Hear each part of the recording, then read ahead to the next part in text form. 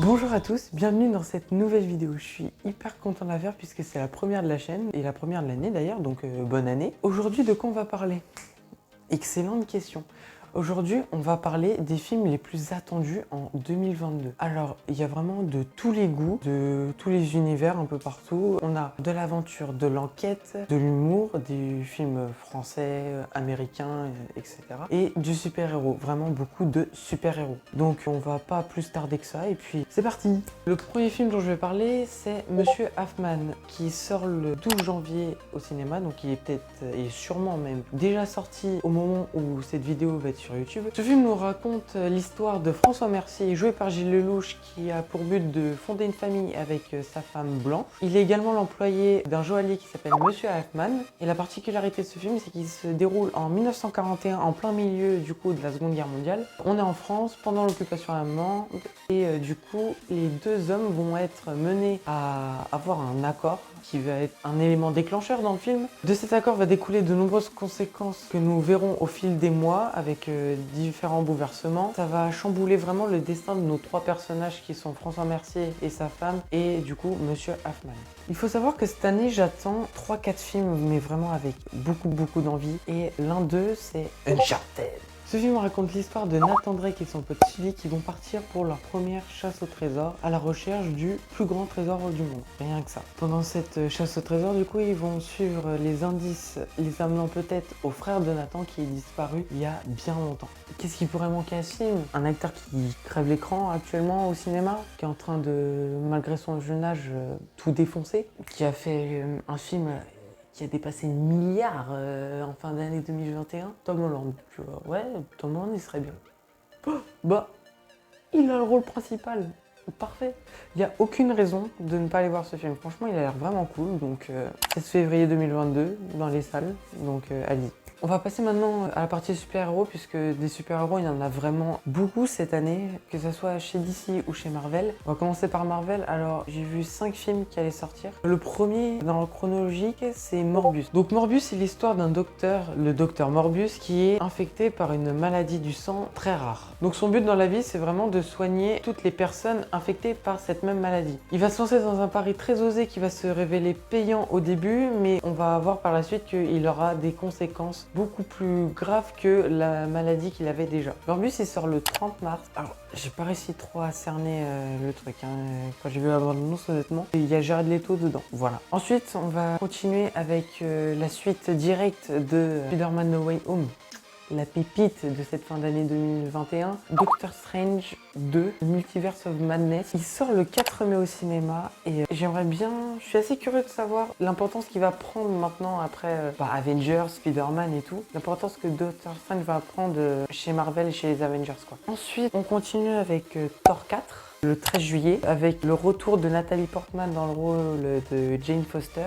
La question que je me pose, c'est est-ce que Thor sera encore gratuit ou on retrouvera le Thor qu'on a vu dans le 3? C'est une des questions. Après, niveau scénario et tout, on verra ça en temps et en heure. Le troisième film du MCU cette année, c'est le 9 novembre, ça va être Black Panther 2. Et je pense que dans tous les films Marvel, c'est celui que j'attends le plus parce que Black Panther 2, événement qui a un peu compromis le film. Du coup, je ne sais pas trop la dimension que va prendre Black Panther au cinéma. J'en ai aucune idée dans la direction où ils vont aller, l'histoire qu'ils vont donner, puis ça va bien s'ancrer dans le MCU et tout.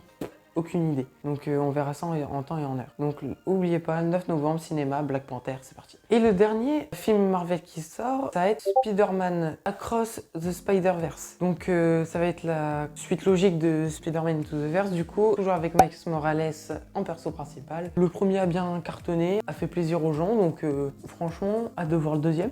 Ok, maintenant on va chez l'adversaire principal de Marvel, DC Comics. 2 films cette année. En juin, nous avons The Flash. Alors The Flash a la particularité de jouer un réel tournant dans le cinéma chez DC puisque il effacerait, je reprends vraiment le mot effacer, j'ai pas envie de retranscrire mal la chose, il va vraiment effacer Batman vs Superman, Man of Steel et Justice League, qui était déjà dans le DCEU, l'équivalent du MCU, Marvel Cinematic Universe, quoi. Du coup, vraiment étonné de cette réaction de chez DC. Je sais pas pourquoi, peut-être j'en parlerai au moment où The Flash va sortir, justement. Curieux de voir ce que ça va donner pour justement effacer 3 autres films qui ont été faits avant. Et le deuxième film DC qui va sortir cette année, c'est Aquaman. Alors, je vous avoue, je vais pas vous mytho, j'ai pas vraiment accroché au premier. Donc le deuxième, je sais pas si j'irai voir, on verra bien. Après, je pense, si je revois le premier sous un autre regard, peut-être ça marchera mieux. Mais j'avoue, ma première impression d'Aquaman a été pas terrible. Du coup, Aquaman 2, je sais pas encore.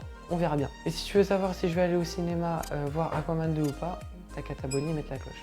Un dernier film de super-héros, cette rubrique super-héros dure 3 ans. C'est un des films les plus attendus cette année. Même pas que par moi, par tout le monde, vraiment tout le monde en cinéma. 2 mars 2022, le nouveau Batman avec Robert Pattinson. Franchement, j'ai trop hâte. Je vais pas vous mytho, j'ai trop hâte parce que de Batman avec Robert Pattinson, j'ai vu la bande-annonce. Il a l'air sombre, il a l'air violent. On va peut-être découvrir un Batman sous un autre angle qu'on a pu le voir avec la trilogie Nolan ou Christian Bale. Le truc, c'est que Batman, en fait, Christopher Nolan, il a mis la barre tellement haute que déjà je trouve ça hyper osé de ressortir un Batman, clairement. Il va être vraiment attendu. Les gens vont forcément faire la comparaison, donc on attend beaucoup de ce Batman. Le prochain film que je voudrais voir maintenant, que j'attends beaucoup cette année, c'est Les Animaux Fantastiques, écrit par Norbert Dragono. Pourquoi j'attends? Tout simplement parce que ça a sûrement bouclé la fin de cette aventure avant tout ce qui est Poudlard, Harry Potter, etc.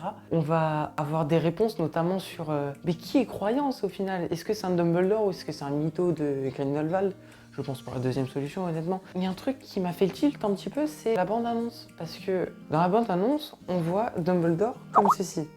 Alors que le Dumbledore dans Les Animaux Fantastiques, il est joué par Jude Law et il a pas du tout la même gueule déjà. Il a 50 ans de moins, donc pourquoi il est dans cette bande-annonce? Qu'il y a un lien? Est-ce qu'on va avoir un lien fait ou c'est juste parce que oh bah tiens, ça va être stylé de mettre Dumbledore?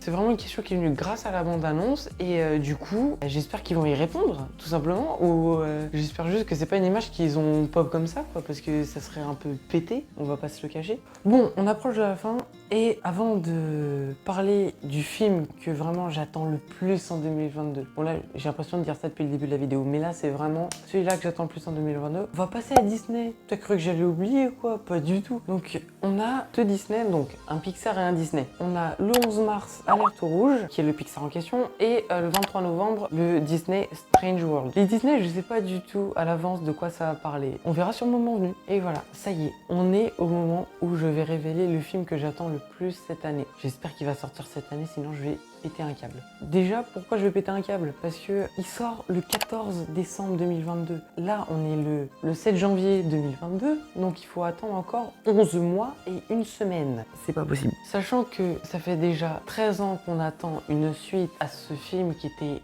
un chef-d'œuvre en 2009, je veux bien sûr parler d'Avatar 2. Enfin, on a une date, on a même eu de ouf, une image de tournage d'Avatar, et apparemment, on n'en sait pas trop sur Avatar 2 pour l'instant. Il y a une synopsis qui est sortie, encore une fois, j'aime bien découvrir au moment, tu vois, surtout quand j'entends un film depuis 13 ans. C'est juste que ça doit se passer à peu près 10 ans après le premier, comme dans la vraie vie, MDR.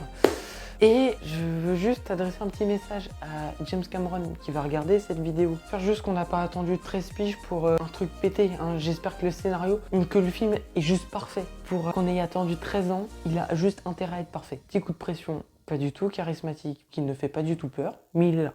Il est posé, il est là. Bon, je crois qu'on a fait le tour. Petit récap de ce que j'ai pas dit. Ils vont s'afficher à l'écran, voilà. Jurassic World 3, Mission Impossible 7, Maverick, Top Gun, Black Adam, Mort sur le Nil et Buzz l'éclair.